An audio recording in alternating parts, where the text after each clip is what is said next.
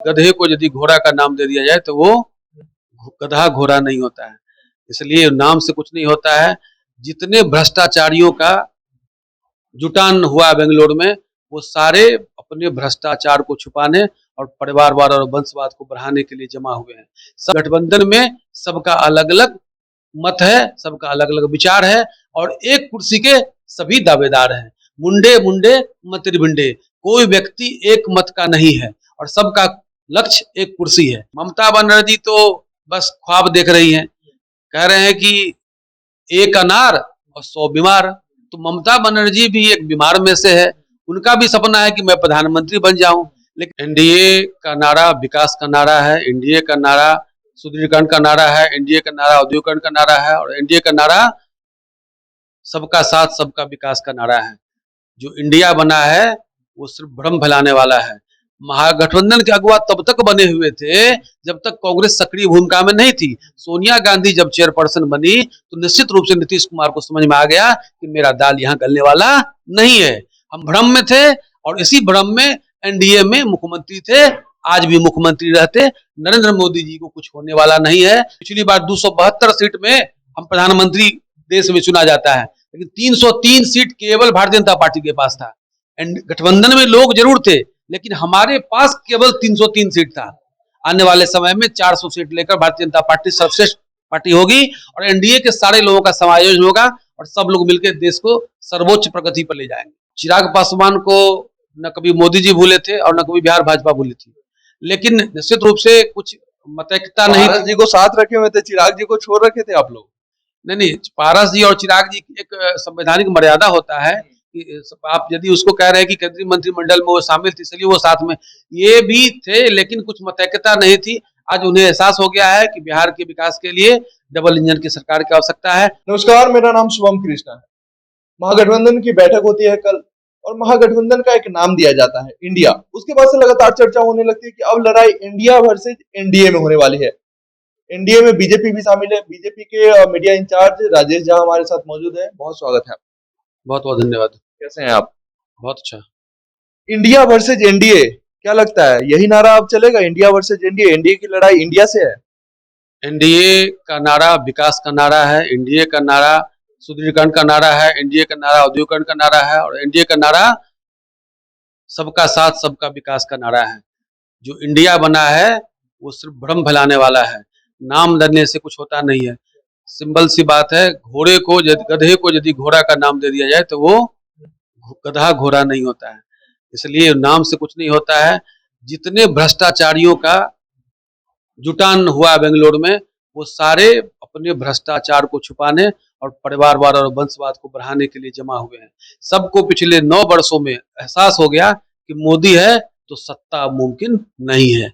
सत्ता के फिराक में सारे भ्रष्टाचारी एक हुए हैं और निश्चित रूप से देश की जनता जानती है कि पिछले 9 वर्षों में नरेंद्र मोदी ने जो काम किया है भारत के यशस्वी होने के लिए, भारत को हर जगह हर दृष्टिकोण से और सामरिक दृष्टिकोण से और संपूर्ण तरह से विकास के पथ पर आगे बढ़ाने के लिए नरेंद्र मोदी की सरकार ने जो किया है, यह निश्चित रूप से भारत की जनता जान रही है और आने वाले चुनाव में ये दिखेगा। रही महागठबंधन की बात, तो इस गठबंधन में सबका अलग अलग मत है, सबका अलग अलग विचार है और एक कुर्सी के सभी दावेदार हैं। मुंडे मुंडे मंत्रिबिंडे, कोई व्यक्ति एक मत का नहीं है और सबका लक्ष्य एक कुर्सी है। और कांग्रेस एक ऐसी पार्टी है जो कभी किसी दूसरे दल को नेतृत्व का मौका नहीं देती है। इसी नेतृत्व मौका के चलते आज हमारे चाचा आदरणीय नीतीश कुमार जी नाराज होकर वापस आ चुके हैं, क्योंकि उनका ख्याली पुलाव पक रहा था उनके मन में कि मैं एनडीए का महागठबंधन का संयोजक बनने जा रहा हूं, मुझे लोग प्रधानमंत्री बनाएंगे। लेकिन आज के दिन में न उनके हाथ में कुछ है, खाली हाथ है, न वो इधर के रहे न उधर के रहे। नीतीश कुमार मजबूत स्तंभ है महागठबंधन के और आप कह रहे हैं कि उनको पूछा नहीं जा रहा है। यदि नीतीश कुमार मजबूत स्तंभ होते तो कल के प्रेस कॉन्फ्रेंस में आप उनको बैठते देखते। नीतीश कुमार मजबूत स्तंभ होते तो उनके हिसाब से उनका कहना था कि भारतीय शब्द का प्रयोग किया जाए गठबंधन में। आज इंडिया बनाया गया और नीतीश कुमार यदि मजबूत होते तो 43 सीट वाले लोग 272 सीट चाहिए लोकसभा में प्रधानमंत्री बनने के लिए। ख्याली पुलाव नहीं पकाते। कह रहा है कि मुझे राजगीर जाना था इसीलिए मैं वहां से वापस लौट आया, कोई नाराजगी नहीं है मेरी। मैं आपसे जानना चाहता हूं कि वो राजगीर जाएंगे तो आज राजगीर का कार्यक्रम था, उनके पास चार्टर्ड प्लेन था, वो रात को कभी भी आ सकते थे। जब पूछ नहीं हो तो कुछ भी कह रहे हैं। उन्हें तो पूछा ही नहीं गया, नीतीश कुमार को नहीं पूछा गया। बिल्कुल नहीं पूछा गया, क्योंकि कांग्रेस की नीति ही ऐसी है। कह रहे थे अगुवा बने हुए थे महागठबंधन के ये। महागठबंधन के अगुवा तब तक बने हुए थे जब तक कांग्रेस सक्रिय भूमिका में नहीं थी। सोनिया गांधी जब चेयरपर्सन बनी तो निश्चित रूप से नीतीश कुमार को समझ में आ गया कि मेरा दाल यहाँ गलने वाला नहीं है।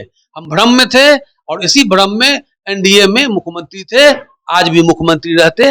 नरेंद्र मोदी जी को कुछ होने वाला नहीं है। नरेंद्र मोदी जी फिर से 24 में 400 सीट लाकर देश के प्रधानमंत्री बनेंगे और देश जिस प्रकार सर्वांगीण विकास कर रहा है, आने वाले समय में हमारे देश का लोहा पूरा विश्व फिर से मानेगा। इंडिया जीतेगा।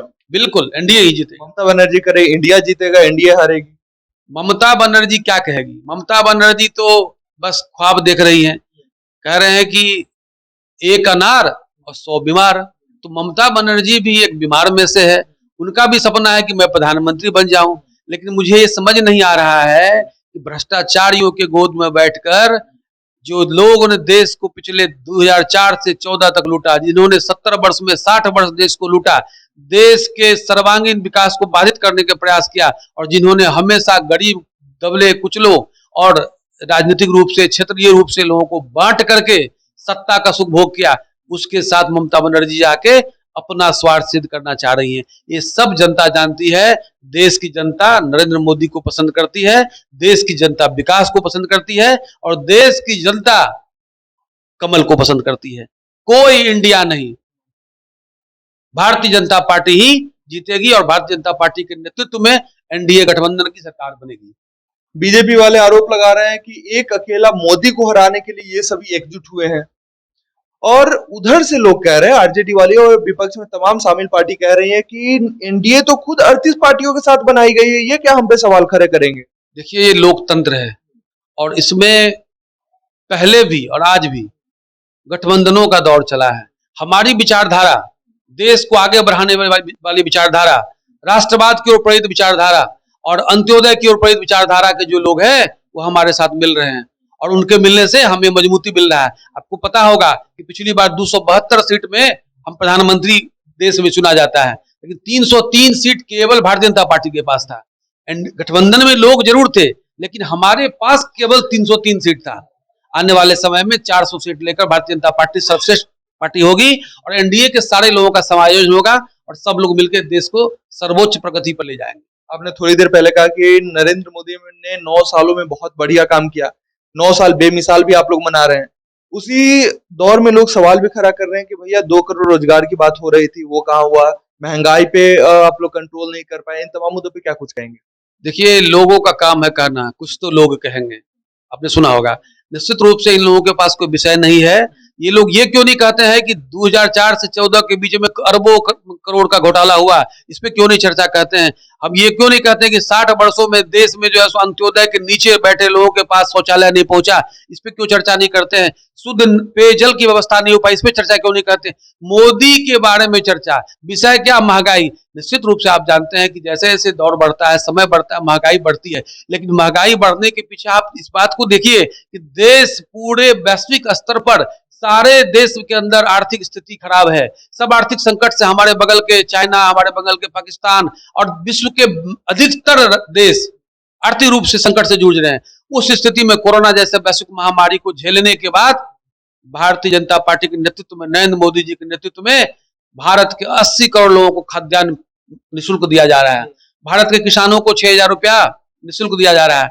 भारत में कोरोना टीका निःशुल्क दिया जा रहा है और हमने अपने देश के अलावा लगभग 100 देशों को कोरोना की टीका फ्री दी है। और आज हमारा राज्य, हमारा देश कितना प्रभुत्वशाली हो रहा है कि आज अमेरिका में रेड कार्पेट बिछा के लोग, वहां के राष्ट्रपति हमारे प्रधानमंत्री को सम्मानित कर रहे हैं। आज देश के कई सारे देश के प्रधानमंत्री, राष्ट्रपति, राष्ट्राध्यक्ष हमारे प्रधानमंत्री को सिर झुकाकर प्रणाम कर रहे हैं, पैर छूकर प्रणाम कर रहे हैं। हमारा देश किस तरह से गौरवशाली हो रहा है, इस बातों को लोगों को नहीं दिखाई देगा, क्योंकि वो टीन का चश्मा लगाकर बैठे हुए हैं।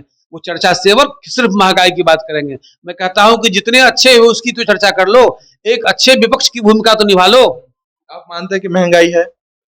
मेरे कहने का अर्थ है कि महंगाई है, महंगाई इन्फ्लेशन होता है, इन्फ्लेशन का एक दर होता है, उसमें होता है, लेकिन महंगाई कहने में ये है कि जैसे कई महंगाई का ग्राफ है, जो आप देखेंगे बहुत सारा सब चीज कम भी हुआ है। आप दवा खरीदते थे पहले, दवा में इतनी महंगाई थी, दवा का रेट बहुत होता था। आज हमारे यहाँ दवा प्रधानमंत्री जी के योजना के माध्यम से जन हाँ दवा जेनरिक दवा चल रहा है, जिसमें कि लगभग 40% का डिस्काउंट मिल रहा है। आप देखेंगे कि आज आयुष्मान योजना के तहत हमारे देश के गरीब गुरबा, जिनको कि कभी कोई अच्छे हॉस्पिटल में इलाज नहीं हो पाता था, 5 लाख तक हॉस्पिटल में इलाज फ्री दिया जा रहा है। तो जब सारी योजनाएं चलेगी निश्चित रूप से, और देश पे इतनी बड़ी विपत्ति आएगी, 125 करोड़ लोगों को चलना है, तो थोड़ा मोड़ा इन्फ्लेशन होते रहता है, लेकिन जिस तरह से बढ़ता है उसी तरह घटता भी है, और घटना बढ़ना स्वाभाविक ही प्रक्रिया है।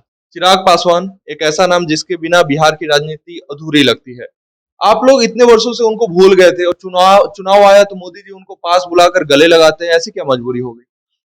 चिराग पासवान को न कभी मोदी जी भूले थे और न कभी बिहार भाजपा भूली थी, लेकिन निश्चित रूप से कुछ मतैक्यता नहीं पारस थी। जी को साथ रखे हुए थे, चिराग जी को छोड़ रखे थे आप लोग। नहीं, पारस जी और चिराग जी की एक संवैधानिक मर्यादा होता है कि आप यदि उसको कह रहे हैं कि केंद्रीय मंत्रिमंडल में वो शामिल थे इसलिए वो साथ में, ये भी थे, लेकिन कुछ मतैक्यता नहीं थी। आज उन्हें एहसास हो गया है कि बिहार के विकास के लिए डबल इंजन की सरकार की आवश्यकता है, और केंद्र में नरेंद्र मोदी के नेतृत्व में जिस तरह उनके पिताजी हम लोगों के साथ थे, उसी तरह वो भी लगातार विश्वास और आस्था व्यक्त करते आए हैं। एक समय आया है जब एनडीए की बैठक शुरू हुई है, आगे आने वाले चुनावों की चर्चा हो रही है, तो उसमें फिर से चिराग पासवान हम लोगों के साथ हैं, और बिहार की जनता निश्चित रूप से चिराग पासवान के साथ स्नेह करती है, और उसका फायदा एनडीए को मिलेगा। इन तमाम मुद्दों पे आप क्या खुश होते हैं? कमेंट में अपनी प्रतिक्रिया जरूर रखें। धन्यवाद।